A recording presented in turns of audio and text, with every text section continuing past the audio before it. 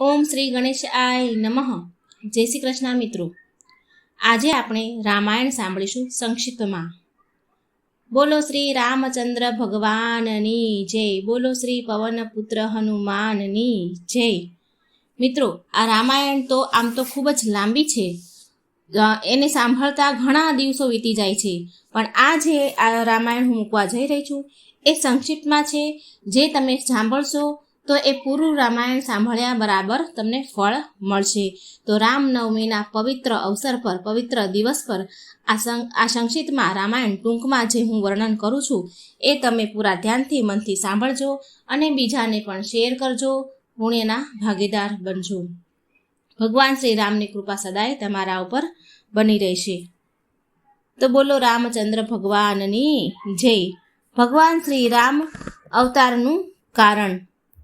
વાત ઘણી પ્રાચીન છે. સમુદ્રમાં લંકા નામનો એક ટાપુ હતો અને એ ટાપુ પર રાક્ષસોના રાજા રાવણ પોતાના રાક્ષસો સાથે રહેતો હતો. રાવણને 10 મુખ અને 20 હાથ હતા. રાવણ તથા બીજા રાક્ષસો પણ ઘણા બળવાન હતા અને જેવું મનમાં ઈચ્છે તેવું જ રૂપ ધારણ રાજા રાવણે તેમને આજ્ઞા આપી હતી કે કોઈ પૂજા પાઠ ન કરી અને અન્યાય અને પાપી હતા તો રાક્ષસો તેઓને મારી નાખતા હતા અથવા હેરાન કરતા હતા. ગામોમાં અથવા ઋષિઓના આશ્રમોમાં આગ ચાંપી દેતા હતા. તેઓ બધા પ્રાણીઓને અપરાધ વિના જ સતાવ્યા કરતા હતા. બીજાઓને હેરાન કરીને કોઈ પણ વ્યક્તિ ક્યાં સુધી સુખી રહી શકે? પાપનું ફળ દુઃખ જ આપે. જો ખૂબ જ પાપ કરે તો તેનો વિનાશ નક્કી થાય. ત્યારે રાવણનો અત્યાચાર ઘણો જ વધી ગયો. ત્યારે દેવોને ઘણું દુઃખ થયું. રાવણે ઘોર તપસ્યા કરીને સૃષ્ટિ કરતા બ્રહ્મા પાસેથી વરદાન માંગી લીધું હતું કે મનુષ્ય અને વાંદરાઓ સિવાય બીજા કોઈના પણ હાથે તે મરી શકશે નહીં. મનુષ્ય અને વાંદરાઓને તે ઘણા દુર્બળ સમજતો હતો. તેથી જ તેણે તેઓના હાથથી મરવાના વાત વિચારી પણ ન હતી. વરદાનના પ્રભાવથી દેવો રાવણને મારી શકતા ન હતા. એટલા માટે તેઓ ગાયનું રૂપ ધારણ કરેલી પૃથ્વીને લઈને બ્રહ્માજી પાસે ગયા. બ્રહ્માજીએ દેવોને કહ્યું કે હે ભગવાન, બધા જ દુઃખ દૂર કરી શકે છે. તેવો વિચાર કરવા લાગ્યા કે ભગવાન જ બધા, બ્રહ્માજી દેવોને કહે છે કે ભગવાન જ બધા દૂર કરી શકશે. તેવો વિચાર કરી ભગવાન ક્યાં મળી શકે છે જેથી તેઓને પ્રાર્થના કરી શકાય. કોઈ ક્ષીરસાગરમાં જવાની વાત કરે તો કોઈ વૈકુંઠમાં. ત્યાં શંકર ભગવાન પણ હાજર હતા. તેઓએ કહ્યું આ રીતે શોધવાથી ભગવાન નથી મળતા. તેઓ તો સર્વવ્યાપક છે. એવી કોઈ જગ્યા નથી કે જ્યાં ભગવાન ન હોય, પરંતુ જે સાચા પ્રેમથી પોકારે છે તેની સામે તેઓ પ્રગટ જરૂર થાય છે. શ્રી શંકર ભગવાનની આ સાચી વાત દેવોને સમજાઈ ગઈ. બ્રહ્માજી, શંકરજી અને બધા દેવોને ભગવાનની ખૂબ પ્રેમથી પ્રાર્થના કરી. દેવોની પ્રાર્થનાથી પ્રસન્ન થઈને ભગવાને આકાશવાણી કહ્યું કે હું અયોધ્યાના ચક્રવર્તી મહારાજ દશરથજીના ઘરે પ્રગટ થઈશ અને રાવણને મારીને દેવોનું દુઃખ દૂર કરીશ. આ પછી બ્રહ્માજીએ આજ્ઞા આપી કે બધા દેવો પોતપોતાના અંશથી વાનર અને રીંછોને ત્યાં જન્મ લે. દેવોએ બ્રહ્માજીની આજ્ઞા માથે ચઢાવી. ભગવાન શ્રી રામે જ્યારે રાવણ સાથે યુદ્ધ કર્યું હતું ત્યારે જે વાનર તથા રીંછ ભગવાનની સેનામાં હતા તે બધા જ દેવોના અંશથી ઉત્પન્ન થયા હતા. ઉત્તર પ્રદેશના ફૈજાબાદ જિલ્લામાં આજે જ્યાં અયોધ્યાજી છે ત્યાં સરયુ નદીના કિનારે પ્રાચીન અયોધ્યાપુરી હતી. તે અયોધ્યાપુરી આજથી અયોધ્યાજી ઘણી મોટી હતી. આજની અયોધ્યાજીથી ઘણી મોટી હતી કારણ કે સૂર્યવંશી ક્ષત્રિય રાજાઓની તે પ્રાચીન રાજધાની હતી. તે વખતે મહારાજ અંજના પુત્ર ચક્રવર્તી મહારાજ દશરથજી અયોધ્યાના રાજા હતા. મહારાજ દશરથજીને 3 રાણીઓ હતી. સૌથી મોટી મહારાણી કૌશલ્યાજી, બીજી મહારાણી સુમિત્રાજી અને સૌથી નાની મહારાણી કૈકેયીજી હતા. મહારાજ દશરથજી લગભગ વૃદ્ધ થઈ ગયા હતા, પરંતુ તેમને કોઈ પુત્ર હતો નહીં. એક દિવસ મહારાજે પોતાના કુલગુરુ મહર્ષિ વશિષ્ઠજીના આશ્રમમાં જઈને ગુરુદેવ પાસે સંતાન પ્રાપ્તિ માટે પ્રાર્થના કરી. યજ્ઞ અને ભગવાનની પૂજામાં એટલી શક્તિ છે કે તેને કોઈ વિચારી જ નથી શકતા. યજ્ઞની વિધિ અને મંત્રો બરાબર જાણીને કરાવનાર ઘણી મુશ્કેલીઓથી મળે છે. જ્યાં સુધી કોઈ પણ કાર્ય સાચી વિધિપૂર્વક ન થાય ત્યાં સુધી તેનું ફળ કેવી રીતે મળી શકે? મહર્ષિ વશિષ્ઠજીએ શૃંગી ઋષિને બોલાવ્યા. શૃંગી ઋષિએ આવીને મહારાજ દશરથજીના પાસે પુત્ર પ્રાપ્તિ માટે યજ્ઞ કરાવ્યો. જ્યારે વિવિધ પૂર્વક યજ્ઞ પૂર્ણાહુતિ વખતે યજ્ઞ કુંડમાં ચમકતા અગ્નિદેવ મનુષ્ય રૂપ ધારણ કરીને પ્રગટ થયા. અગ્નિદેવે મહારાજને એક વાડકામાં ખીર આપીને કહ્યું, મહારાજ, આ ખીર રાણીઓને વહેંચી આપો. એનાથી રાણીઓને પુત્ર પ્રાપ્તિ થશે. આ ખીર ત્રણેય રાણીઓને વહેંચી આપો. પછી ખીર આપીને અગ્નિદેવ યજ્ઞમાં અદ્રશ્ય થઈ ગયા. મહારાજ દશરથજીએ ખીરનો અડધો ભાગ મોટી મહારાણી કૌશલ્યાજીને આપ્યો. બાકીના અડધા ભાગને અડધો કરી એક ભાગ મહારાણી કૈકેયીજીને આપ્યો.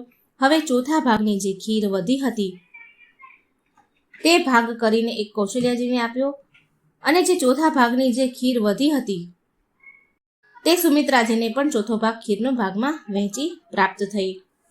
ભગવાન કોઈના ગર્ભ દ્વારા જન્મ લેતા નથી, પરંતુ એવી લીલા કરે છે કે જાણે બાળકે જન્મ લીધો છે.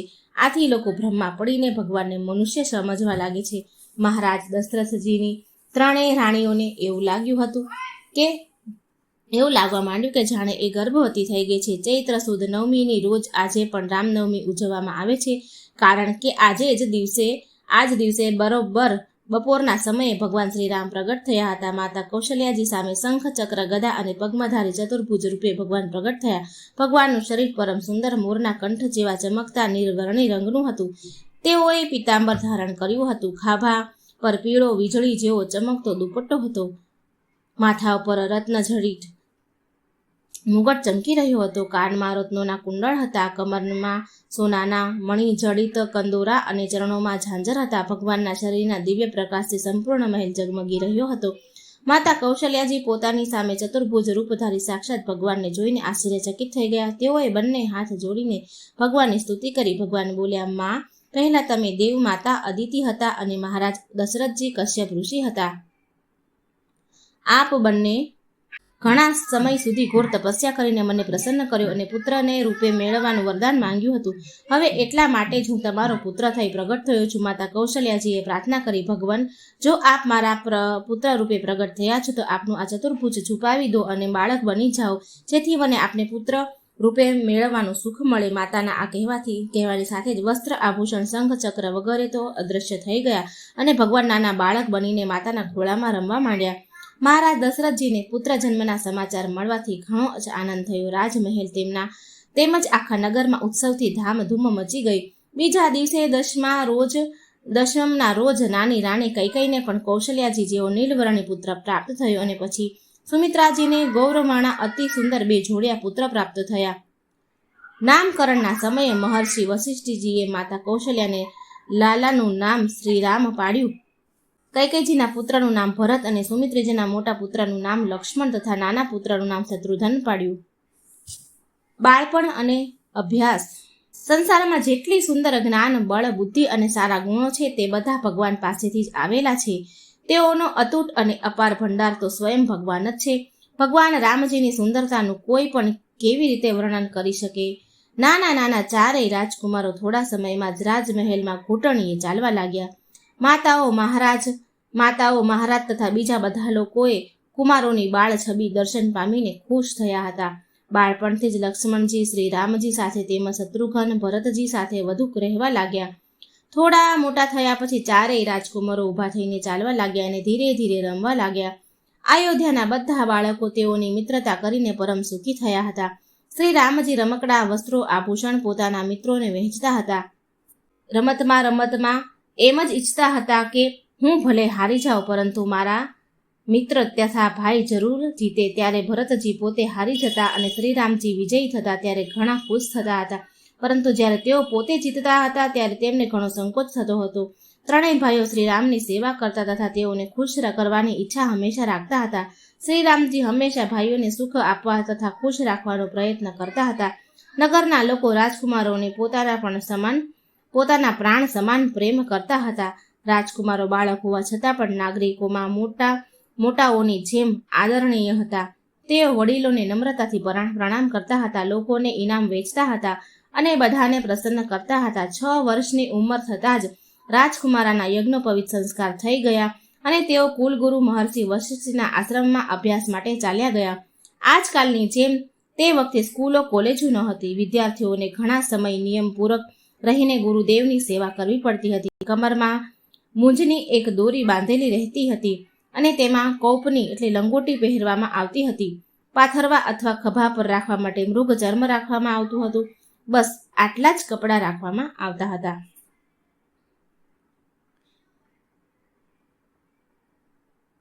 જ્યાં સુધી અભ્યાસ પૂરો ન થઈ જાય ત્યાં સુધી ન તો બાલ કાપવામાં આવતા, ના તો નખ કાપવામાં આવતા અને ના તો શરીર પર યા માથામાં તેલ નાખવામાં આવતું હતું. વિદ્યાર્થી જમીન પર જ સૂતા હતા. હાથમાં પાલશનો દંડો રાખવામાં આવતો હતો. પ્રાતઃકાલે સૂર્યોદય પહેલા 1 કલાક વહેલા ઉઠીને શૌચ, સ્નાન તથા હવન કરતા હતા. બપોરે તથા સાયકાલે પણ સંધ્યા અને હવન કરવા પડતા હતા. ગુરુદેવનો આશ્રમ નગરથી વનમાં જ રહેતા હતા. આશ્રમમાં ઝાડુ લગાવવું, લીંપવું, જળ, દર્ભ, ફૂલ તથા હવન માટે લાકડા લાવવા આ બધા કામ વિદ્યાર્થીઓ જ કરતા હતા. વિદ્યાર્થીઓ નગર અથવા ગામોમાં એક વખત ભિક્ષા લાવતા અને ગુરુદેવને અર્પણ કરતા હતા. તેમાંથી ગુરુદેવ જે આપતા તે ખાઈને સંતુષ્ટ રહેતા હતા. આ રીતે ગુરુ સેવા કરતા હતા. ગુરુ કૃપાથી જે વિદ્યા પ્રાપ્ત થતી તે વિદ્યા આલોક અને પરલોક પણ કલ્યાણકારી હતી. ગુરુદેવના આશ્રમમાં શ્રીમંત ગરીબ બાળકો વચ્ચે કોઈ પણ ભેદ જોવા મળતો ન હતો. બધા જ બાળકો સમાન ભાવથી રહેતા હતા.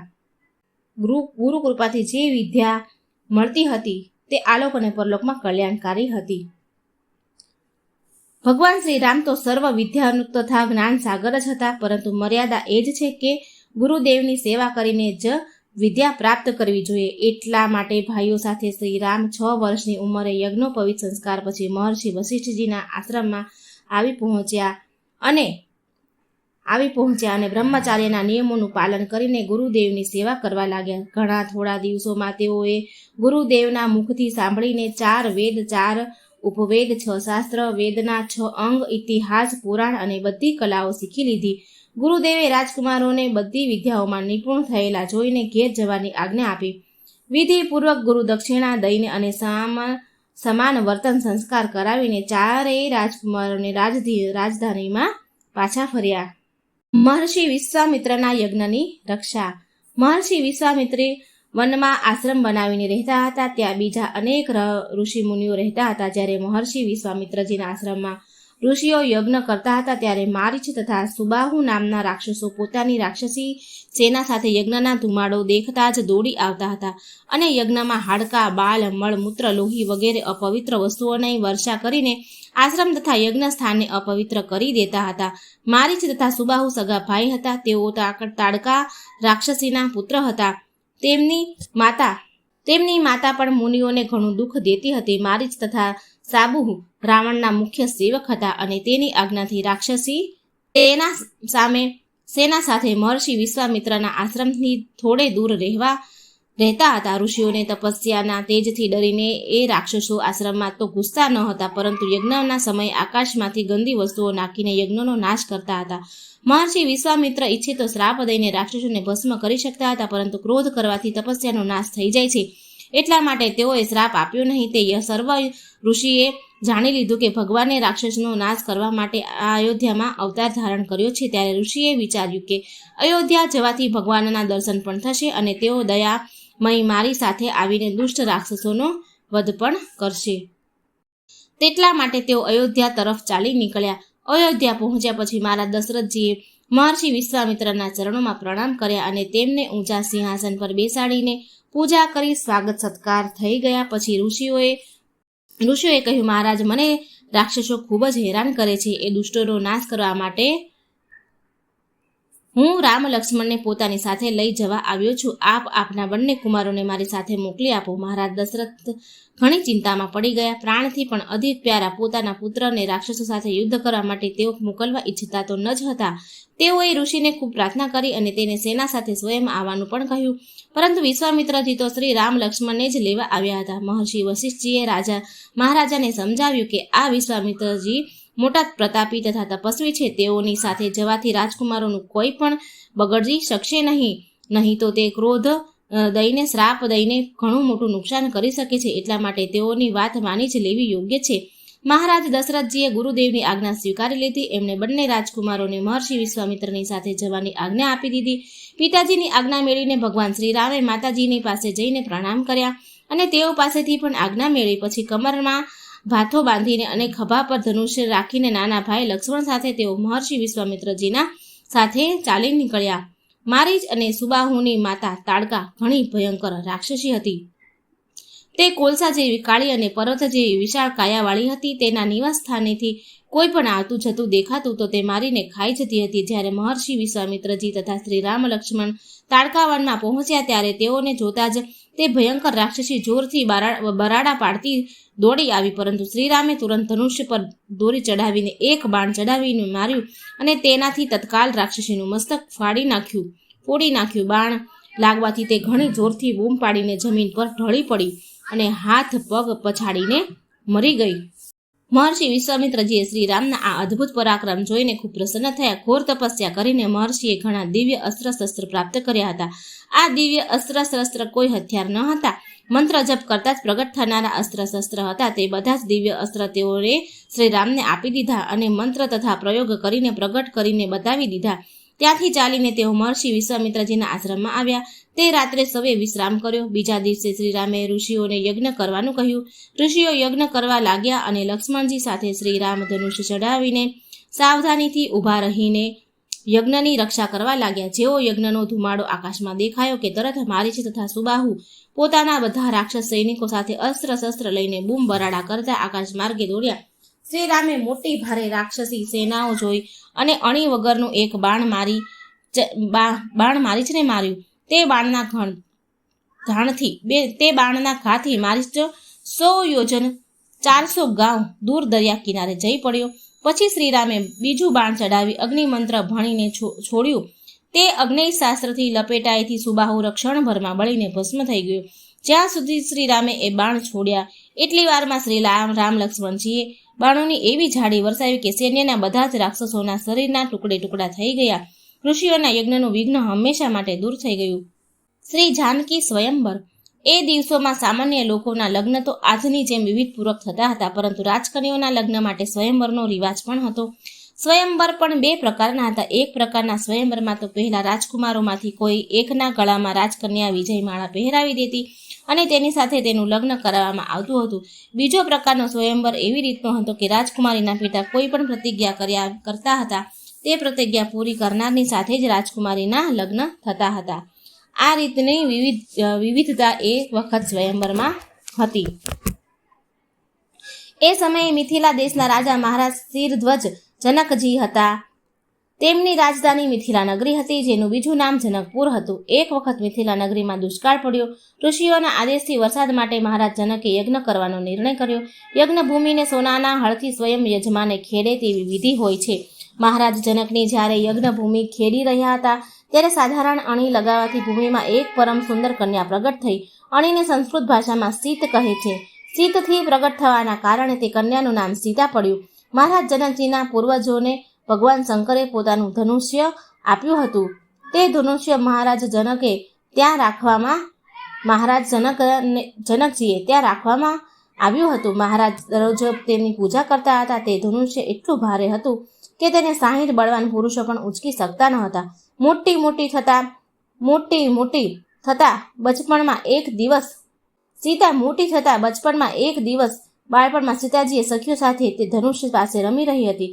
રમતા તેઓએ તે ધનુષ એક હાથે ઉંચકી લીધું હતું. માં સીતાએ જ્યારે આ સમાચાર મહારાજ જનકજીએ જાણ્યા ત્યારે એ ખૂબ ખુશ થયા કે કોઈ આ ધનુષને તોડી શકે તેની સાથે હું પોતાની પુત્રીનું લગ્ન કરીશ. મહારાજ જનકજીની પ્રતિજ્ઞાથી સૂચના દેશ વિદેશમાં જાહેર કરવામાં આવી. આવી પ્રતિજ્ઞા સ્વયંવરમાં કોઈને નિમંત્રણ આપીને બોલાવવામાં આવતી નથી. બળવાન લોકો સ્વયં આવી પહોંચે છે. શ્રી સીતાજીના અપૂર્વ ગુણો તથા સુંદરતાની પ્રશંસા ચોમેર ફેલાઈ ચૂકી હતી. ઘણા બળવાન રાજાઓ તથા રાજકુમારો મહારાજ જનકજીની પ્રતિજ્ઞા સાંભળીને જનકપુર આવી પહોંચ્યા. મહર્ષિ વિશ્વામિત્ર જાણતા હતા કે સીતાજી સાક્ષાત જગત જનની છે. તેઓ શ્રીરામની નિત્ય શક્તિ છે. શ્રીરામ તથા લક્ષ્મણે મારીચ તથા સુબાહુ વગેરે રાક્ષસોનો સંહાર કરીને યજ્ઞનું વિઘ્ન દૂર કરી દીધું. ત્યારે મહર્ષિ વિશ્વામિત્રજીએ તેઓને કહ્યું કે મહારાજ જનકજી પોતાની પુત્રીનો સ્વયંવર કરી રહ્યા છે, તો મારી ઈચ્છા છે કે તમે બંને પણ મારી સાથે આ મહોત્સવમાં જોવા ત્યાં ચાલો. મહર્ષિની આજ્ઞા સ્વીકારીને બંને ભાઈ તેની સાથે મિથિલા જવા નીકળ્યા. બીજા કેટલાક ઋષિ મુનિઓ પણ સાથે ચાલી નીકળ્યા. ગંગાજીમાં સ્નાન કરીને જ્યારે તેઓ ગૌતમ ઋષિના આશ્રમમાં પહોંચ્યા ત્યારે ત્યાં જોયું કે આશ્રમમાં કોઈ પશુ પક્ષી પણ નથી, ફક્ત એક સ્ત્રીની પથ્થર મૂર્તિ પડેલી છે. મહર્ષિ વિશ્વામિત્રજીએ કહ્યું કે આ ગૌતમ ઋષિની પત્ની અહલ્યા છે, જે ઋષિના શ્રાપથી પથ્થર બની ગઈ છે. મહર્ષિના કહેવાથી શ્રીરામે પોતાના ચરણથી તે મૂર્તિને સ્પર્શ કર્યો. શ્રીરામના ચરણજનો સ્પર્શ થતાં તે મૂર્તિ દિવ્ય જ્યોતિમય સ્ત્રી થઈ ગઈ. તે ઋષિ પત્ની અહલ્યાએ ભગવાન શ્રીરામની સ્તુતિ કરી. પછી તે પોતાના પતિદેવ પાસે તપલોકમાં ચાલી ગયા. મિથિલા પહોંચીને મહર્ષિ વિશ્વામિત્રએ એક આંબાના બગીચામાં બધાની સાથે ઉતારો કર્યો. મહર્ષિના આવવાના સમાચાર સાંભળીને મહારાજ જનકજી મંત્રીઓ તથા કુલ પુરોહિતની સાથે સ્વાગત કરવા આવ્યા અને ઘણા આગ્રહપૂર્વક મહર્ષિ તથા શ્રી રામ લક્ષ્મણજીની સાથે ઋષિ સમુદાયને નગરમાં લઈ જઈને એક ઉત્તમ ભવનમાં ઉતર્યા. જ્યારે શ્રી રામ લક્ષ્મણ નગર જોવા નીકળ્યા ત્યારે તેઓ અલૌકિક સૌંદર્ય તથા અદ્ભુત પરાક્રમની ચર્ચા સાંભળીને નગરવાસીઓ તેઓના દર્શન કરવા દોડી આવ્યા. તેઓના દર્શન કરીને બધા નગરવાસીઓ ભગવાનને મનોમન પ્રાર્થના કરવા લાગ્યા કે શ્રી રામની સાથે જે જનકનંદની સીતાજીના લગ્ન થાય. શ્રી રામ લક્ષ્મણ રાજકુમાર હોવા છતાં પણ મહર્ષિ વિશ્વામિત્રજીની ઘણી સાવધાની તેમજ પ્રેમથી સેવા કરતા હતા. તેઓ સવારે સૂર્યોદયથી રોજ પ્રભાતે વહેલા ઉઠી મહર્ષિના જાગ્યા પહેલા જાગી જતા હતા અને મહર્ષિની પૂજા વિધિ માટે ફૂલ જળ વગેરે લાવી રાખતા હતા. દિવસ દરમિયાન જે કાંઈ સેવાનું કાર્ય જરૂરી હોય તે બધું જ કરી છૂટતા હતા. અડધી રાત્રિ સુધી ઋષિઓની પરસ્પર કથા, સત્સંગ તથા ભગવાનના ગુણગાન કરતા હતા. ત્યાર પછી જ્યારે મહર્ષિ સૂઈ જતા ત્યારે બંને ભાઈ ચરણ ચાપતા અને જ્યારે વારંવાર સ્નેહપૂર્વક મહર્ષિ તેઓને સૂવા માટે હઠ કરતા ત્યારે જ તે સૂઈ જતા. આ રીતે કુલ 3-3.5 કલાક સૂઈને બંને ભાઈ ગુરુ સેવામાં જ વ્યસ્ત રહેતા હતા. અડધી રાત્રિ સુધી ઋષિઓની પરસ્પરથી સત્સંગ, ભગવાનના ગુણગાન કરતા હતા. જનકપુરમાં જ્યારે બંને ભાઈઓ મહર્ષિની પૂજા માટે ફૂલ લેવા માટે મહારાજના જનકજીના બગીચામાં ગયા હતા ત્યારે તે જ સમયે શ્રી સીતાજી પણ પોતાના માતાજીની આજ્ઞાથી સખીઓ સાથે ભગવતી પાર્વતીજીનું પૂજન કરવા ત્યાં આવી હતી. બગીચામાં જ શ્રી રામ તથા સીતાજીને એકબીજા સાથે જોયા હતા. સ્વયંવરના દિવસે આવેલા રાજાઓ સારા ઉત્તમ આસનો પર બેઠા હતા. તે સમા ભવન સારી રીતે સજાવવામાં આવ્યું હતું. વચ્ચે ભગવાન શંકરજીનું ભારે ધનુષ્ય રાખવામાં આવ્યું હતું. નગરવાસીઓ પણ ત્યાં જોવા માટે ભેગા થયા હતા. સ્ત્રી પુરુષો બધાને માટે અલગ અલગ બેસવાની ઉત્તમ વ્યવસ્થા કરવામાં આવી હતી. મહર્ષિ વિશ્વામિત્રજી પણ મુનિઓ તથા રામ લક્ષ્મણ સાથે એક ઊંચા સિંહાસન પર આવીને બેસી ગયા. બધાના બેસી ગયા પછી સભામાં મહારાજ જનકજીની પ્રતિજ્ઞા સાંભળવામાં આવી. પ્રતિજ્ઞા સાંભળીને રાજાઓ ધનુષ ઉચકવા માટે કાર્યમાં લાગી ગયા હતા, પરંતુ ઉચકવાનું તો દૂર રહ્યું. કોઈનાથી એ ધનુષ્ય બાણ હલી પણ ન શક્યું. ઉચકવાની તો વાત જ ક્યાં રહી.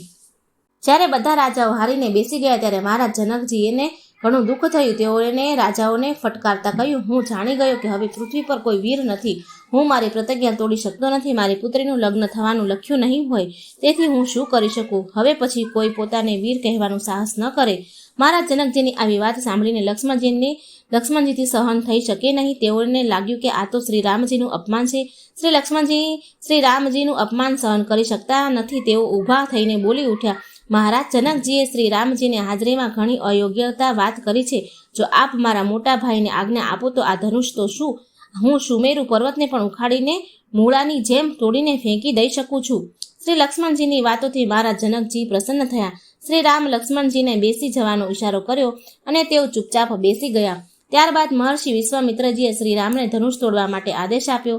શ્રી રામે ઋષિઓને ઘણા પ્રણામ કર્યા અને તેઓએ ધનુષ્યને એક જ હાથે ઉચકીને તેના પર દોરી ચડાવી જોતામાં ખેંચીને તોડી નાખ્યું. મોટા અવાજથી સાથે ધનુષ્ય તૂટી ગયું. ધનુષ તૂટી ગયા પછી કુલ ગુરુની આજ્ઞાથી સીતાજી સખીઓ સાથે શ્રી રામજી પાસે આવ્યા અને તેમણે જ શ્રી રામજીના ગળામાં જ જયમાળા પહેરાવી દીધી. વાગવા લાગ્યા અને બધા જ જય જયકાર કરવા લાગ્યા. શ્રી રામ વિવાહ. શ્રી શંકરજીના ધનુષ્ય તૂટવાથી વાત સાંભળીને પરમ તેજસ્વી પરશુરામજી ક્રોધાતુર બનીને જનકપુર આવ્યા. પરશુરામજી તો મોટા પરાક્રમી અને ઘણા ક્રોધી સ્વભાવના હતા. તેઓએ પૃથ્વીના ક્ષત્રિયોને 21 વખત શોધીને માર્યા હતા. તેઓને આવતા જોઈને બધા જ રાજાઓ ભયભીત બનીને ધ્રુજવા લાગ્યા. બધાને તેમને પ્રણામ કર્યા. પરશુરામજીએ ધનુષ્યના ટુકડા જોઈને મહારાજ જનકજીને ધમકાવીને પૂછ્યું, ધનુષ્ય કોણે તોડ્યું? પરશુરામજીના ડરના માર્યા મહારાજ જનકજી પણ બોલી ન શક્યા. ત્યારે ભગવાન શ્રીરામે નમ્રતાપૂર્વક તેઓને કહ્યું કે હે મુનિવર, ધનુષ્ય તો આપના એક સેવકના હાથે તૂટ્યું છે. આપની શું આજ્ઞા છે? પરશુરામજી પોતાના આરાધ્ય દેવ ભગવાન શંકરજીનું ધનુષ તૂટી જવાથી ઘણા ક્ષોભમાં હતા. તેઓ ક્રોધમાં આવીને ધમકાવા લાગ્યા. ક્રોધમાં માણસને વિચાર નથી આવતો કે શું બોલવું કે શું ન બોલવું જોઈએ, પરંતુ લક્ષ્મણજીની વાત સહન કરી શક્યા નહીં કે તેઓની હાજરીમાં કોઈ પણ શ્રી રામજીની સામે કડક વાતો કરી શકે. તેઓ પરશુરામજીને કટાક્ષ કરતા સમજાવવા લાગ્યા કે તેઓએ ક્રોધ કરવો જોઈએ નહીં, પરંતુ પરશુરામજીનો ક્રોધ વધવા જ માંડ્યો. તેઓ વારંવાર શ્રીરામ સાથે યુદ્ધ કરવાનું કહેતા હતા, પરંતુ શ્રીરામ નમ્રતાપૂર્વક જ તેઓને ઉત્તર આપતા હતા. છેવટે પરશુરામજી પોતાની ભૂલ સમજાઈ ગઈ. તેઓ સમજી ગયા કે શ્રીરામ તો સાક્ષાત ભગવાનનો જ અવતાર છે. પરશુરામજીને ભગવાન વિષ્ણુએ પોતાનું ધનુષ્ય આપ્યું હતું. તે ધનુષ્ય તેઓએ શ્રીરામને આપી દીધું અને બંને ભાઈઓ પાસે ક્ષમા માંગીને તેઓ તપસ્યા કરવા મહેન્દ્ર પર્વત પર ચાલ્યા ગયા. પરશુરામજીના ગયા પછી મહર્ષિ વિશ્વામિત્રજીની આજ્ઞાથી મહારાજ જનકજીએ મહારાજા દશરથજીને બોલાવવા અયોધ્યા દૂત મોકલ્યા. સમાચાર જાણીને મહારાજ દશરથજી કુલગુરુ મહર્ષિ વશિષ્ઠ તથા ભરત શત્રુઘ્નની સાથે મોટી જાન જોડીને જનકપુર આવ્યા. મોટા ધૂમધામથી વિવિધપૂર્વક સીતાજીના શ્રી રામ સાથે લગ્ન થયા. મહારાજ જનકજીએ પોતાની નાની પુત્રી ઉર્મિલાનું લક્ષ્મણજી સાથે તથા પોતાના ભાઈની કન્યા માંડવીનું ભરતજી સાથે અને શ્રુતિ કીર્તિનું શત્રુઘ્ન સાથે લગ્ન કરી દીધું. ચારેય રાજકુમારોના લગ્ન કરીને મહારાજ દશરથજી તેઓના પુત્રવધુઓ સાથે અયોધ્યા પાછા ફર્યા. મહર્ષિ વિશ્વામિત્રજી પણ સાથે જ અયોધ્યા પધાર્યા અને થોડા દિવસ રહીને દશરથજીનો આદર સત્કાર સ્વીકાર કર્યો. ત્યાં પછી જ પોતાના આશ્રમ પાછા ફર્યા. વનવાસ. એક દિવસ મહારાજ દશરથજીએ શ્રીરામને યુવરાજ પદ આપવાનો વિચાર કર્યો. તેઓએ ગુરુદેવ મહર્ષિ વશિષ્ઠજીને પોતાના મનની વાત કરી. મહર્ષિ વશિષ્ઠજીએ કહ્યું, કાલે જ ઉત્તમ મુહૂર્ત છે.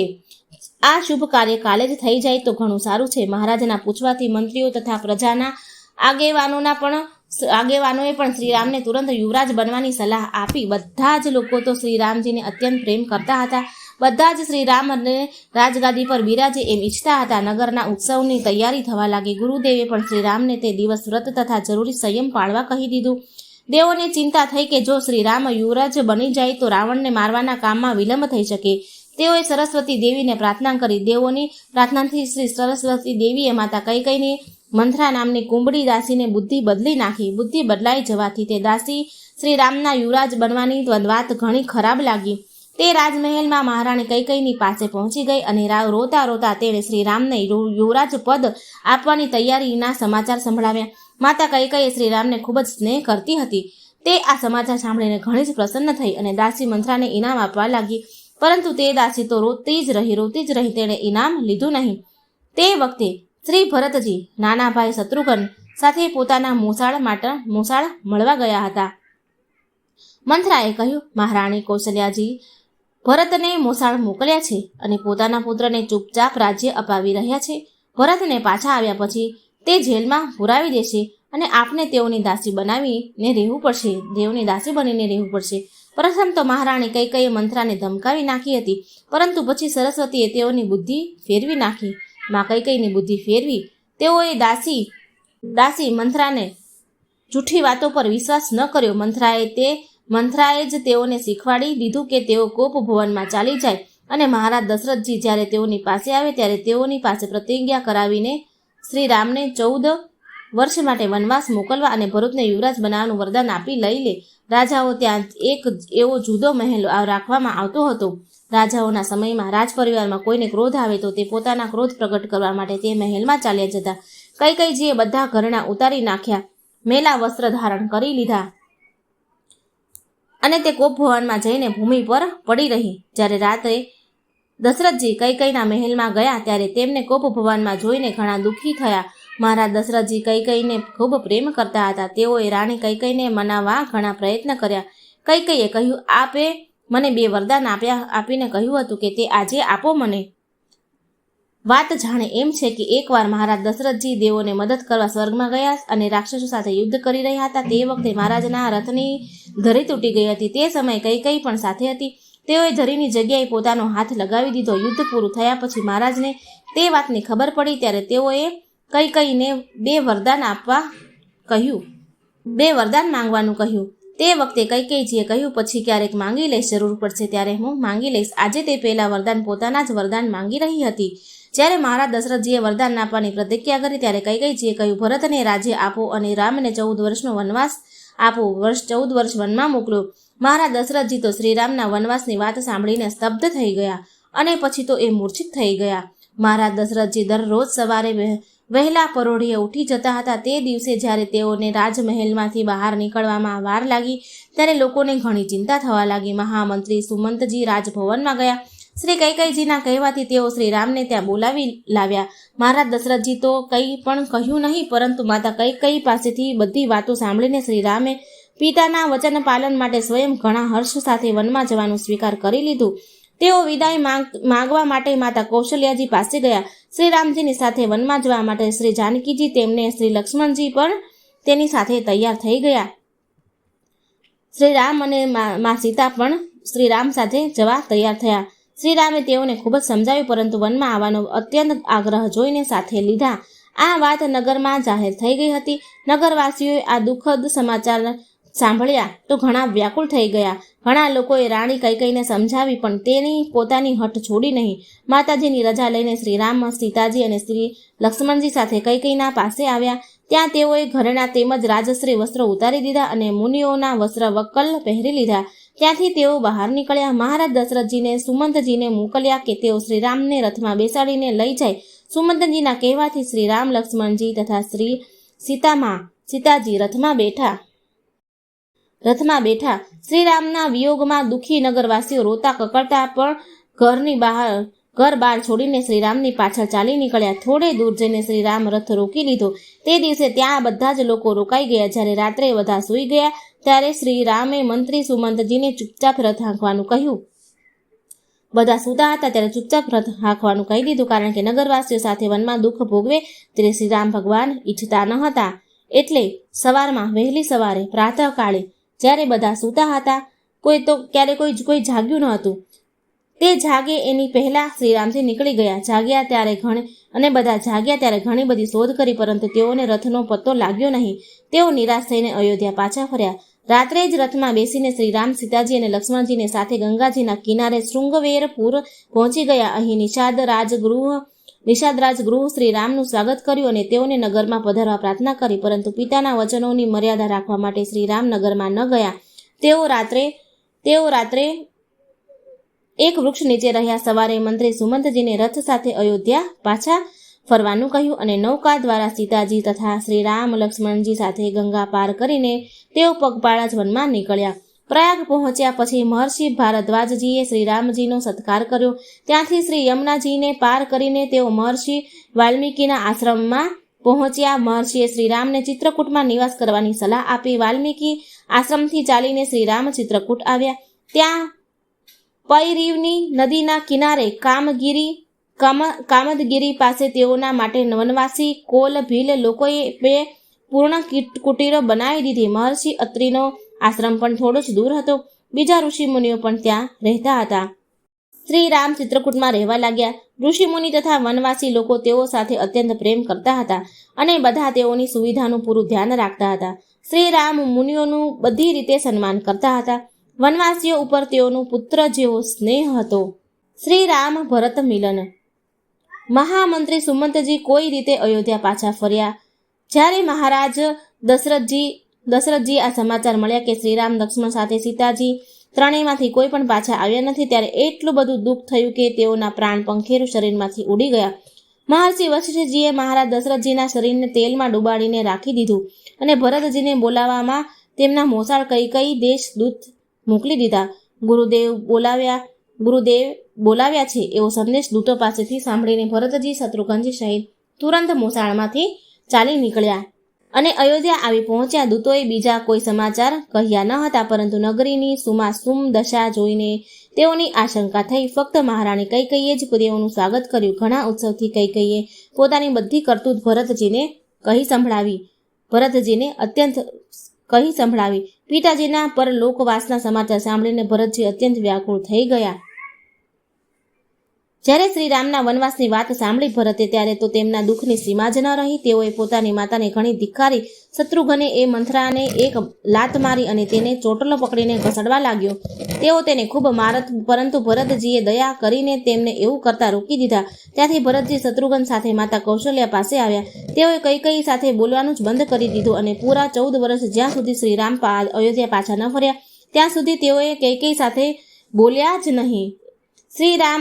શ્રી ભરત સોગંદપૂર્વક માતા કૌશલ્યાની સામે જોર શોરથી રોતા રોતા કહેવા લાગ્યા, શ્રી રામ, વનવાસમાં મારો કોઈ અપરાધ નથી.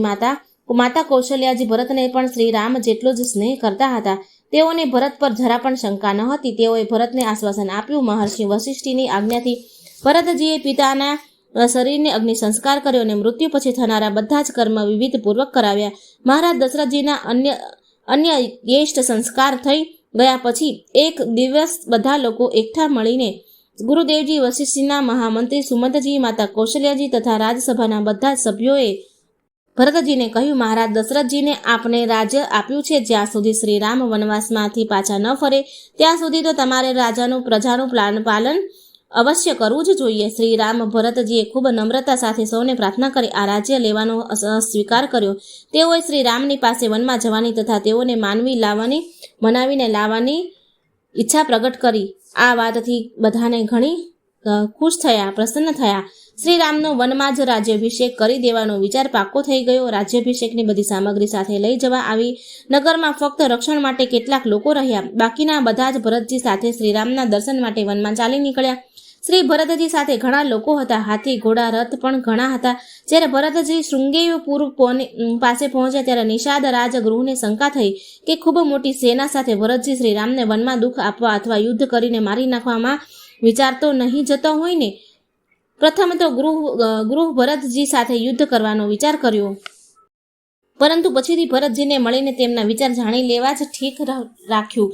ફક્ત અનુમાન કરીને ઉતાવળથી કોઈ કામ ન કરવું જોઈએ. એમ કરવાથી પાછળથી પસ્તાવું પડે છે. ભરતજીને મળતા જ નિષાદ રાજગૃહને પોતાની ભૂલ સમજાઈ ગઈ. તેઓએ ભરતનો સ્વાગત સત્કાર કર્યો. શ્રીરામ વનમાં પગપાળા ચાલે છે એવું વિચારીને ભરતજી શૃંગેરીપુરની આગળ ચિત્રકૂટ સુધી પગપાળા જ ચાલ્યા. એમના કોમળ ચરણોમાં ફોલ્લા પડી ગયા, પરંતુ તેઓએ બધા જ લોકોને કહેવા છતાં પણ રથ અથવા ઘોડા પર બેસવાનું સ્વીકાર્યું નહીં. પ્રયાગ પહોંચ્યા મહર્ષિ ભરદ્વાજે પણ ભરતજીનો ખૂબ જ આદર સત્કાર કર્યો.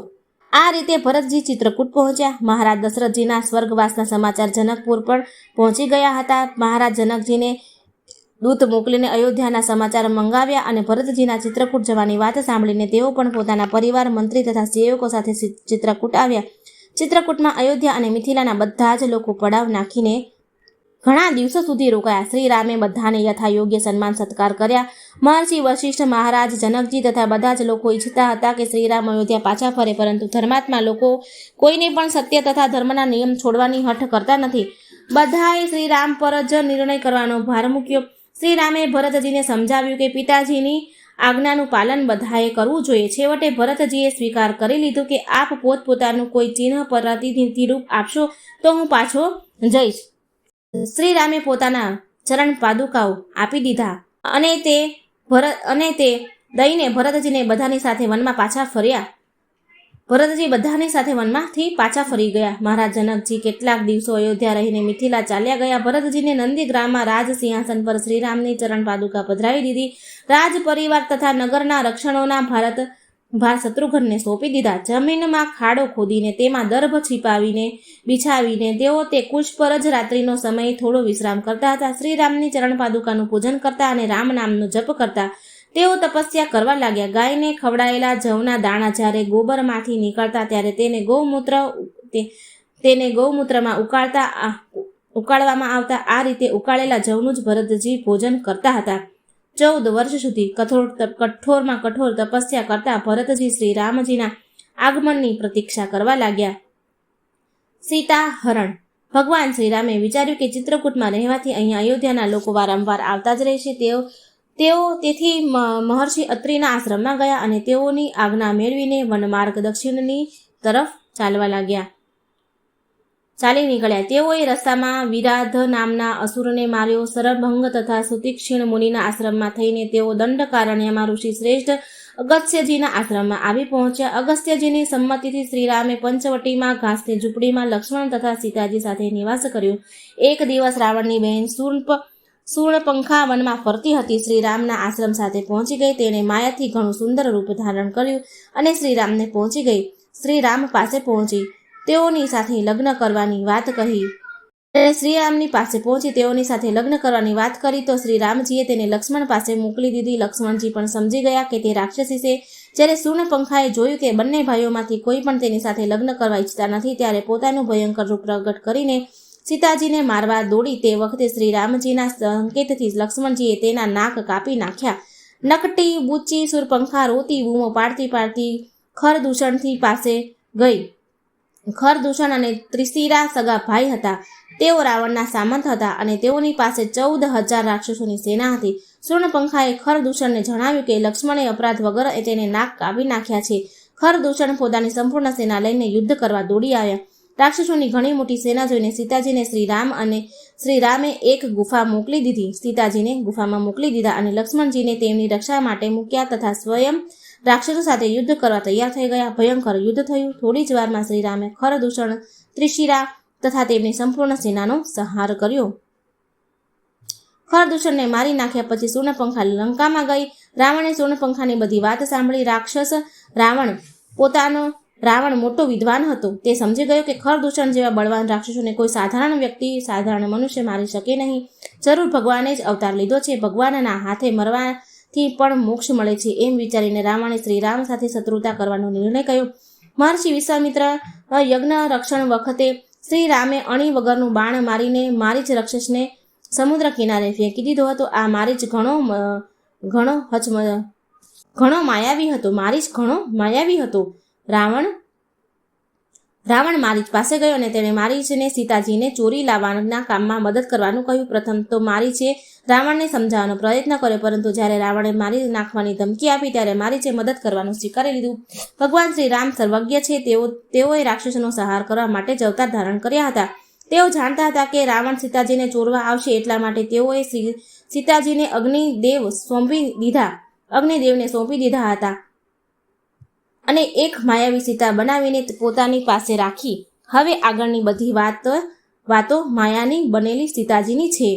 મારીચ સોનાનું હરણ બનીને શ્રી રામજીની ઝૂંપડી પાસે અહીં તહીં ફરવા લાગ્યો. એટલું સુંદર હરણ જોઈને સીતાજીને શ્રી રામજીને કહ્યું કે આપ તેને મારીચને તેનું ચામડું મને લાવી આપો. શ્રી રામ ધનુષ્ય ચડાવ્યું અને મૃગ બનેલા મારીચની પાછળ દોડ્યા.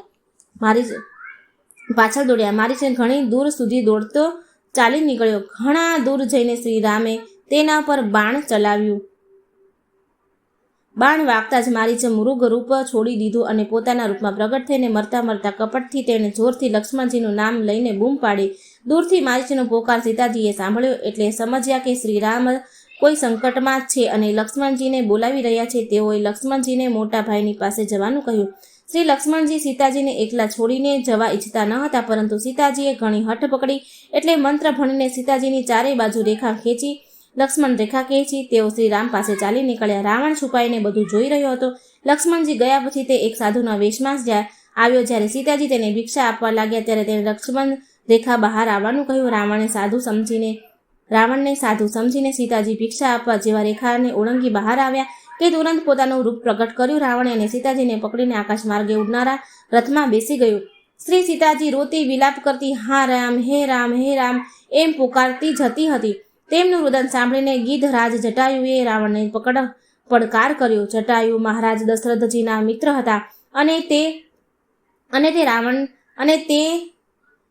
તે જ વનની ગુફામાં રહેતા હતા. જટાયુએ રાવણ સાથે યુદ્ધ કર્યું, પરંતુ છેવટે રાવણે તલવારથી તેની પાંખ કાપી નાખી. તેઓ પડી ગયા. રાવણ સીતાજીને લઈને આકાશ માર્ગે લંકા તરફ ઉપડ્યો. શ્રી સીતાજી પોતાના ઘરેના રસ્તામાં ફેંકતી જતી હતી, જેથી કરીને શ્રી રામ તેમને કઈ ખબર મેળવી શકે. રાવણે લંકામાં શ્રી સીતાજીને અશોક વનમાં રાખ્યા. તેમનું રક્ષણ કરવા માટે ઘણી રાક્ષસીઓ ગોઠવી હતી. રાવણે સુગ્રીવ સાથે મિત્રતા આશ્રમમાં પાછા આવ્યા પછી ત્યાં સીતાજીને જોયા નહીં. શ્રીરામે સામાન્ય માનવીની જેમ વ્યવહારિક આદર્શ દર્શાવવા પત્નીના વિયોગનું પણ ઘણું દુઃખ કર્યું. તેઓ સીતાજીને શોધવા લક્ષ્મણજી સાથે દક્ષિણ દિશામાં આગળ ચાલ્યા. પાંખ કપાયેલા જટાયુને જોઈને શ્રીરામની આંખોમાં આંસુ ઉભરાયા. જટાયુએ રાવણની દુષ્ટતા સમાચાર કહીને શરીરને ત્યાં ત્યાગ કર્યો. ભગવાન શ્રીરામે પોતાની પિતા સમાન ગિધિરાજ જટાયુને અંતિમ સંસ્કાર કર્યા, ખૂબ શ્રાદ્ધ પૂર્વક કર્યા. મહર્ષિ મતંગજીના આશ્રમમાં સબરી નામની એક તપસ્વીની રહેતી હતી. તે ભીલ જાતિની હતી, પરંતુ ભગવાનની પરમ ભક્ત હતી. મતંગ ઋષિએ એ સબરીને કહ્યું હતું કે ભગવાન શ્રી રામ પોતે ત્યારે પધારશે અહીં પધારશે ત્યાં પધારશે ત્યારથી તે દરરોજ રસ્તામાં. મહર્ષિ મતંગજીના આશ્રમમાં સબરી નામની એક તપસ્વીની રહેતી હતી. તે ભીલ જાતિની હતી, પરંતુ ભગવાનની પરમ ભક્ત હતી. મતંગ ઋષિએ તેને કહ્યું હતું કે ભગવાન શ્રી રામ પોતે તારે ત્યાં પધારશે ત્યારથી તે દરરોજ રસ્તામાં ઝાડુ લગાવતી અને વનમાં મીઠા મીઠા ફળ લાવીને ભગવાન માટે રાખતી હતી. આ રીતે ઘણા દિવસોથી તે ભગવાનની રાહ જોઈ રહી હતી. ત્યાં બીજા ઘણા ઋષિ મુનિઓ આશ્રમમાં હતા. શ્રી રામ તો ફક્ત ભક્તિને આદર આપનાર છે. જ્યારે સીતાજીને શોધતા તેઓ ત્યાં પહોંચ્યા ત્યારે ઋષિ મુનિઓ ત્યાં જતા સીતા સબરીની કુટીર પર જ પધાર્યા. સીધા સબરીને એ ખૂબ જ પ્રેમથી શ્રી રામ લક્ષ્મણનું સ્વાગત કર્યું. શ્રીરામે પણ તેમના સબરીના આપેલા ફળ ખૂબ પ્રેમપૂર્વક આરોગ્યા અને તેનું ભક્તિનું વરદાન આપ્યું. કિષ્કિંધાપુરીમાં વાલી વાનરોનો રાજા હતો. સુગ્રીવ તેના નાના ભાઈ હતા. પ્રથમ તો બંને ભાઈઓમાં ઘણો પ્રેમ હતો. એકવાર એક રાક્ષસે વાલીને યુદ્ધ કરવા માટે પડકાર્યો. જ્યારે વાલી તેના સાથે લડવા દોડ્યો ત્યારે તે ભાગીને એક ગુફામાં છુપાઈ ગયો. વાલીએ સુગ્રીવને 15 દિવસ બેસીને રાહ જોવાનું કહ્યું અને પોતાની ગુફા રાક્ષસને મારવા ગુફામાં ઘૂસી ગયો. સુગ્રીવ ત્યાં 1 મહિના સુધી બેસી રહ્યા. ત્યાર પછી સુગ્રીવે જોયું કે ગુફામાંથી લોહીની ધારા નીકળી રહી છે. તેઓ સમજ્યા કે રાક્ષસે તેમના ભાઈને મારી નાખ્યા છે. ભયના માર્યા ગુફાના દ્વાર પર મોટી પથ્થરની શિલા મૂકીને તેઓ નગરમાં ભાગી ગયા. નગરના મંત્રીઓએ વાલીને મરી ગયેલા સમજીને તેમને રાજા બનાવી દીધા. ગુફામાંથી નીકળેલું લોહી રાક્ષસનું હતું. વાલી રાક્ષસને મારીને નગરમાં આવ્યો. સુગ્રીવને રાજા બનેલો જોઈને સમજ્યો કે રાજ્યના લોભથી મને ગુફામાં પૂરીને મારવા માટે ગુફામાં પથ્થરશિલા મૂકી આવ્યો છે. સાચી વાતની ખબર મેળવ્યા વગર ક્રોધ કરીને સુગ્રીવને મારવા માંડ્યો. તેણે તેની બધી સંપત્તિ અને સ્ત્રી પડાવી લીધી. પણ બચાવવા માટે સુગ્રીવ અહીં તહીં ભાગતા ફર્યા. પરંતુ વાલીએ તેમનો પીછો ત્યારે જ છોડ્યો જ્યારે તેઓ ઋષ્યમુખ પર્વત પર પહોંચી ગયા. પહેલા આ પર્વત પર એક ઋષિ રહેતા હતા. વાલીએ ઋષિના આશ્રમ પાસે એક રાક્ષસને માર્યો હતો. રાક્ષસના લોહીના છાંટા શરીર પર પડ્યા. તેથી ઋષિએ શ્રાપ આપ્યો કે વાલી આ પર્વત પર આવશે તો મરી જશે. એટલા માટે બાલિકે પર્વત પર જતો નહીં. સુગ્રીવના વિશ્વાસપાત્ર મંત્રી શ્રી હનુમાનજી તથા બીજા કેટલાક લોકો પણ સુગ્રીવની સાથે ત્યાં રહેતા હતા. સબરીજીના આશ્રમમાંથી આગળ ચાલીને ભગવાન શ્રી રામ લક્ષ્મણ પંપા સરોવર પાસે જઈને જ્યારે ઋષ્ણક પર્વત નજીક પહોંચ્યા ત્યારે દૂરથી તેઓને જોઈને સુગ્રીવને શંકા થઈ કે ક્યાંક વાલીએ મને મારવા તો એમને નહીં મોકલ્યો હોય ને. સુગ્રીવે હનુમાનજીને ખબર કાઢવા માટે મોકલ્યા. ત્યાં હનુમાનજીને શ્રી રામનો પરિચય થયો. હનુમાનજી શ્રી રામ લક્ષ્મણને પર્વત પર લઈ ગયા અને શ્રી રામે અગ્નિની સાક્ષીએ સુગ્રીવ સાથે મિત્રતા કરી. જ્યારે સીતાજીને રાવણ આકાશ માર્ગે લઈ જઈ રહ્યો હતો ત્યારે સીતાજીએ પર્વત પર સુગ્રીવ વગેરેને જોઈને એક વસ્ત્ર નાખ્યું હતું. તે વસ્ત્ર સુગ્રીવે શ્રીરામને આપ્યું અને સીતાજીને શોધ કરવાનું વચન આપ્યું. વાલીને નાના ભાઈની સ્ત્રી પડાવી લઈને પાપ કર્યું હતું. ભગવાન ભક્તોનું રક્ષણ કરે છે અને પાપોને દંડ આપે છે. શ્રીરામે સુગ્રીવને વાલી સાથે યુદ્ધ કરવા મોકલ્યો. વાલી ઘણો બળવાન હતો. સુગ્રીવ તેને જીતી શકે તેમ નહોતો, પરંતુ શ્રી રામે એક બાણ મારીને વાલીનું હૃદય વીંધી નાખ્યું. વાલીના મરણ પછી સુગ્રીવ કિષ્કિંધાના રાજા થયા. વાલીના પુત્ર અંગદને શ્રીરામે કૃપા કરીને યુવરાજનું પદ આપ્યું. વર્ષા ઋતુનો પ્રારંભ થઈ ગયો હતો ત્યારે શ્રી રામ લક્ષ્મણે ઋષ્યમુખ પર્વત પર જ રહેવાનો એમણે નિર્ણય કર્યો. લંકા દહન. વર્ષા ઋતુ પૂરી થઈ ગયા પછી પણ જ્યારે સુગ્રીવ સીતાજીની શોધમાં પ્રયત્ન કર્યો નહીં ત્યારે શ્રીરામે લક્ષ્મણજીને કિષ્કિંધા મોકલ્યા કે જેથી તેઓ સુગ્રીવને ધમકાવીને પોતાના લીધેલા પ્રતિજ્ઞાને યાદ અપાવે. હનુમાનજીએ સુગ્રીવને સ્મરણ કરાવ્યું હતું કે હવે સીતાજીની શોધનો પ્રયત્ન કરવો જોઈએ. સુગ્રીવના આદેશથી હનુમાનજીએ દૂર દૂરના પર્વત પર બેસીને વનોમાં રહેનારા વાંદરાઓને એકઠા કર્યા. બધા કિષ્કિંધા આવ્યા અને સુગ્રીવ તથા લક્ષ્મણજી સાથે શ્રીરામ પાસે આવ્યા. ભગવાન રામ શ્રી રામના આદેશથી સુગ્રીવે વાંદરાઓને ચાર દળ બનાવી ચારેય દિશાઓમાં સીતાજીની શોધ કરવામાં મોકલી દીધા. દક્ષિણ દિશામાં શ્રી અંગદજીની જાંબવંત અને હનુમાનજી વગેરે ગયા. ભગવાન શ્રી રામે ચાલતી વખતે પોતાની વીંટી સીતાજીને આપવા માટે આપી હતી, જેથી સીતાજીને વિશ્વાસ થાય કે હનુમાનજી શ્રી રામજીની પાસે જ આવ્યા છે. બીજા બધા દળોના વાંદરાઓ તો કોઈ પતો ન મળ્યો નહીં, પરંતુ દક્ષિણ દિશામાં જનારા દળને જ્યારે તરસ લાગી તો તે ગુફામાં પાણી પર નભતા પક્ષીઓને બહાર નીકળતા જોઈને તેઓ ગુફામાં ઘૂસ્યા. ત્યાં ગુફામાં આગળ જતા એક તપસ્વીની મળી. બધી વાતો સાંભળીને તપસ્વીનીએ તેઓને આંખો બંધ કરવાનું કહ્યું અને તપસ્યાના બળથી બધાને દક્ષિણ સમુદ્રના કિનારે પહોંચાડી દીધા. સમુદ્ર કિનારે પહોંચીને બધા વાનરો એક વાર તો નિરાશ થઈ ગયા. ત્યાં પર્વતની ગુફાથી જટાયુના મોટા ભાઈ સંતાપી વાનરોને જોઈને બહાર નીકળ્યો. પ્રથમ તો ભયંકર જોઈને ડરી ગયો, પરંતુ પરિચય થતા સંપાતીએ જણાવ્યું કે સમુદ્રમાં 100 યોજન દૂર લંકાનગરમાં અશોકવનજી સીતાજી છે. 100 યોજન સમુદ્ર પાર કરવો એ કામ સરળ ન હતું. હનુમાનજીને ઋષિઓનો શ્રાપ હતો કે જ્યાં સુધી તેમને કોઈ યાદ ન અપાવે ત્યાં સુધી પોતાના બળની યાદ રહેતી ન હતી. જાંબવંતીજીએ હનુમાનજીને તેમના બળની યાદ અપાવી લંકા જવાનું કહ્યું. હનુમાનજી પોતાનો આકાર પર્વત જેવો બનાવ્યો અને લંકા તરફ ઉડવા લાગ્યા. દેવોએ નાગોની માતા સુરરાને હનુમાનજીની શક્તિની પરીક્ષા માટે મોકલી. જ્યારે સુરસાએ હનુમાનજીને ખાઈ જવા માટે વિકરાળ મુખ ખોલ્યું ત્યારે હનુમાનજી પોતાનું રૂપ નાનું બનાવી દીધું અને તેના મુખમાં જઈને તુરંત બહાર નીકળી ગયા. સિંહિકા નામની એક રાક્ષસી સમુદ્રમાં રહેતી હતી. તે આકાશમાં ઉડનાર પક્ષીઓને પડછાયો પકડીને તેમને ખેંચી લેતી અને ખાઈ જતી હતી. તેણે હનુમાનજીનો પડછાયો પકડ્યો હોય, પરંતુ હનુમાનજીએ સમુદ્રમાં કૂદીને તેને મારી નાખી. ત્યાંથી એક લંકામાં પહોંચ્યા. તેઓએ રાત્રિના સમયે નાનું રૂપ ધારણ કરીને લંકામાં પ્રવેશ કર્યો. પ્રથમ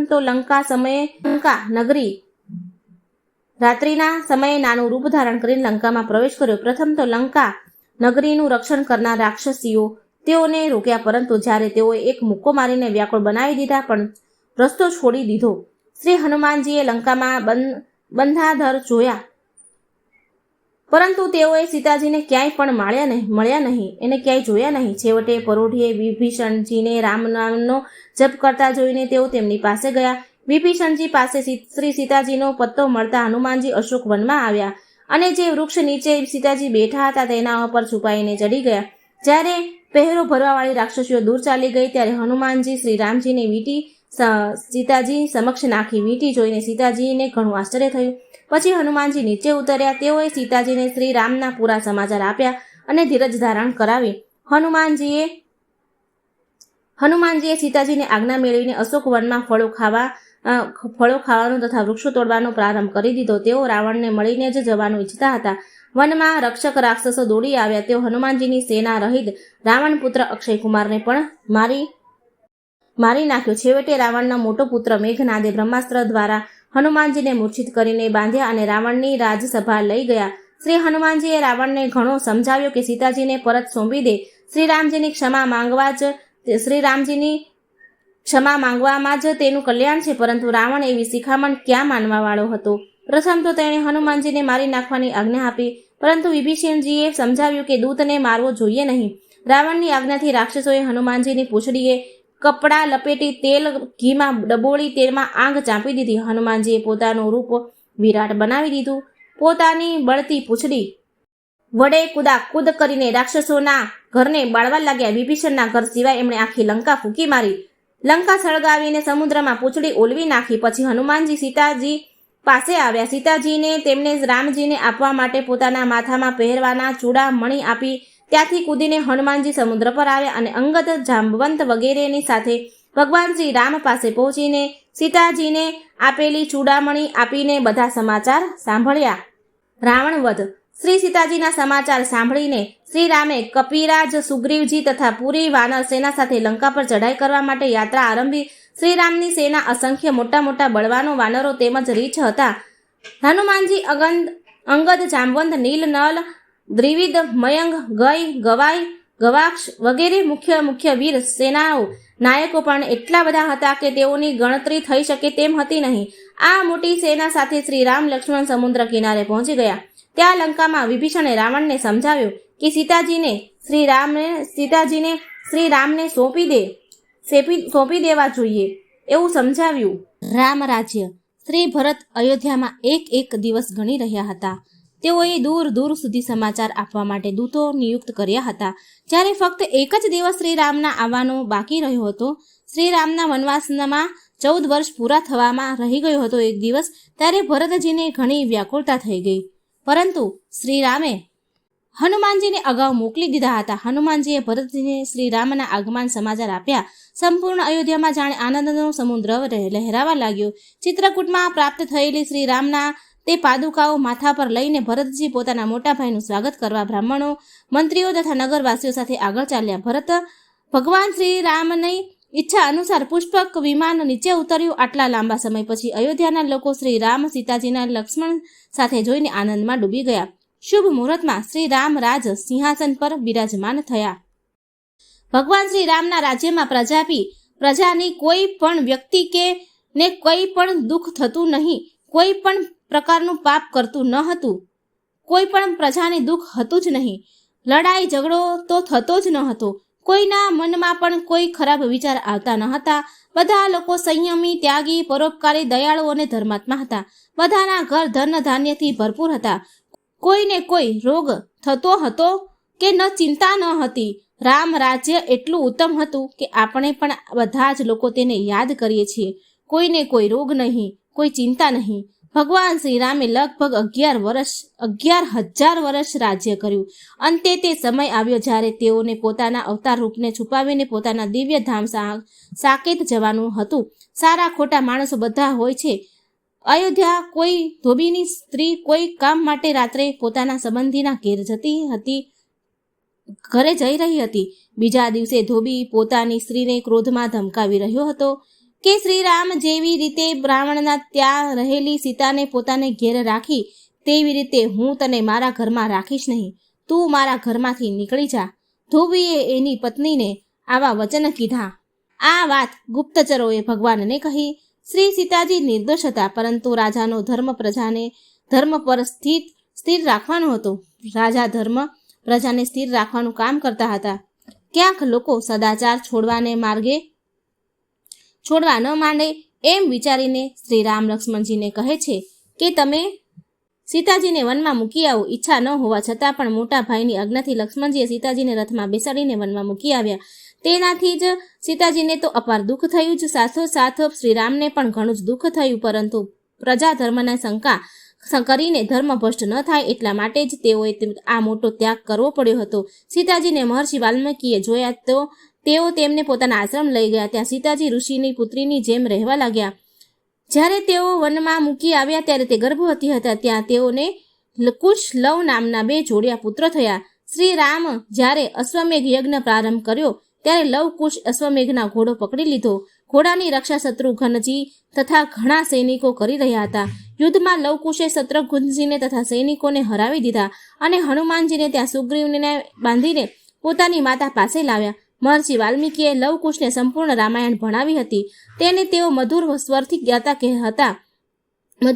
ગાતા હતા રામાયણ. ઋષિની આજ્ઞાથી અયોધ્યામાં જઈ તેઓ રામાયણ ગાતા ફરવા લાગ્યા. શ્રી રામજીએ તેઓને બોલાવ્યા અને સાથોસાથ બેસીને તેઓની પાસેથી રામાયણ સાંભળી. બધાને ખબર પડી કે તેઓ શ્રી રામના પુત્ર છે. છેવટે શ્રી રામે સીતાજીને બોલાવીને બધાની સામે પવિત્રતા અંગે સોગંદ લેવાનું કહ્યું. સીતાજીએ બધાની સામે કહ્યું, જો હું સાચી પ્રતા હોઉં તો પૃથ્વી માતા મને પોતાનામાં સમાવી લે. આમ કહેતાની સાથે જ પૃથ્વી દેવી સોનાનું સિંહાસન લઈને પ્રગટ થયા. તેઓએ સીતાજીને સિંહાસન પર બેસાડી લીધા અને પાતાળમાં ચાલ્યા ગયા. તે ફાટેલી ધરતી ફરીથી બરાબર થઈ ગઈ. શ્રી રામચંદ્રે મર્યાદાના રક્ષણ માટે આ આદર્શ બધાની સામે મૂક્યો. આ ઘટનાના થોડા દિવસો પછી એક દિવસ સ્વયં કાલ દેવતા મુનિના વેશમાં શ્રી રામ પાસે એમ કહેવા લાગ્યા કે ભગવાનને પોતાના દિવ્યલોક જવાનો સમય આવી ગયો છે. શ્રી રામ કાલ સાથે એકાંતમાં વાતચીત કરવા માટે લક્ષ્મણજીને પહેરો માટે ઊભા રાખ્યા અને કહી દીધું કે આ સમયે મારી પાસે જે આવશે તેનું હું પ્રાણદંડ આપીશ. પરંતુ તે જ વખતે દુર્વાસા મુનિ પહોંચ્યા ત્યાં તેઓએ લક્ષ્મણજીને શ્રીરામની પાસે તુરંત જવાનો, પોતાની આવવાની સૂચના આપવાનું કહ્યું. દુર્વાસા મુનિ ઘણા ક્રોધી છે. તેઓની વાત ન માનવાથી તેઓ શ્રાપ પણ આપી દે. તેથી લક્ષ્મણજીએ જઈને ભગવાનને સૂચના આપી. ભગવાન શ્રીરામે આવીને દુર્વાસાજીનું સ્વાગત સત્કાર કર્યા. ભગવાન શ્રીરામે પોતાનું વચન જૂઠું થવા દેવા ઈચ્છતા ન હતા અને લક્ષ્મણજીને પ્રાણદંડ આપી શકતા ન હતા. પોતાના સ્વજન સંબંધીઓનો ત્યાગ કરી તેઓ પણ એક પ્રકારનો પ્રાણદંડ જ છે. મોટા ધર્મ સંકટમાં આવીને શ્રીરામે લક્ષ્મણજીને કહેવું પડ્યું કે મેં તારો ત્યાગ કર્યો છે. શ્રી લક્ષ્મણજી મોટા ભાઈથી ત્યજાયેલા જીવિત રહી શકે તેમ હતા નહીં. તેઓએ સરયુના કિનારે જઈને આસન જમાવ્યું અને યોગ દ્વારા તેઓ ભગવાનના ધામમાં ચાલ્યા ગયા. હવે શ્રીરામે ઘોષણા કરાવી દીધી કે તેઓ પોતાના દિવ્ય ધામમાં જઈ રહ્યા છે. જે કાંઈ પણ તે દિવસે સરયુમાં સ્નાન કરશે તે ભગવાન સાથે તેમના ધામમાં જશે. અયોધ્યાના બધા સ્ત્રી પુરુષો, પશુ પક્ષીઓ, કીડી મકોડાઓ સરયુમાં સ્નાન કર્યું. સ્નાન કરતાં જ બધાના શરીર દિવ્ય થઈ ગયા અને તેઓ ભગવાનના ધામમાં આવેલા વિમાનમાં બેસીને ભગવાન શ્રીરામની સાથે જ તેઓના દિવ્ય ધામમાં સાકેત પહોંચી ગયા. મિત્રો, આ હતી સંપૂર્ણ રામાયણ. આ સંક્ષિપ્તમાં રામાયણ મેં કહેલી છે, પૂરી રામાયણ કહેલી છે. આખી રામાયણ તો આપણે જો વિસ્તારપૂર્વક વાંચવા જઈએ તો ઘણા સમય લાગે. તો આ સંક્ષિપ્તની રામાયણ વાંચવાથી પણ પૂરું રામાયણ વાંચવાનું સાંભળવાનું ફળ મળે છે. તો મિત્રો, આવા રામાયણ તમે સાંભળજો, બીજાને પણ સંભળાવજો. વિડીયો સારો લાગે તો લાઈક કરજો, શેર કરજો અને મારી ચેનલને સબસ્ક્રાઈબ કરવાનું ભૂલશો નહીં. જય શ્રી રામ, જય સિયારામ, રામ લક્ષ્મણ જાનકી, જય બોલો હનુમાન કી. જય શ્રી કૃષ્ણ. રાધે રાધે.